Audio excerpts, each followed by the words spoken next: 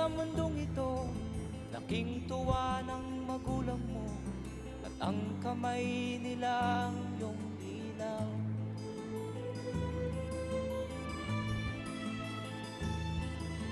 At ang nanay at tatay mo'y di malaman ang gagawin, namasdan pati pagtulog mo.